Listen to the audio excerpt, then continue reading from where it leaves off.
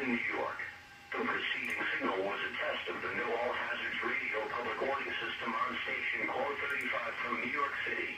During potentially dangerous weather situations, specially built receivers can be automatically activated by the signal to warn of the impending hazard. Tests of this signal and receiver performance are normally conducted by the National Weather Service at 11 a.m. each Wednesday. If there is a threat of severe weather, the test will be postponed to the next available good weather day.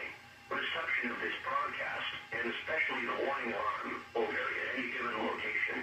This variability, normally more noticeable at greater distances from the transmitter, can sometimes occur, even though you are using a good quality receiver in good working order. To provide the most consistent and dependable warning service possible, the warning alarm will be activated for hazardous watches and warnings for the following counties in Southeast New York: Bronx, Kings, Nassau, New York, Orange, Putnam, Queens, Richmond, Rockland, Suffolk and Westchester, in northern and central New Jersey, Bergen, Essex, Hudson, Hunterdon, Middlesex, Monmouth, Morse, Passaic, Somerset, Sussex, Union, and Warren, and in southwest Connecticut, Fairfield. Once again, this was only a test.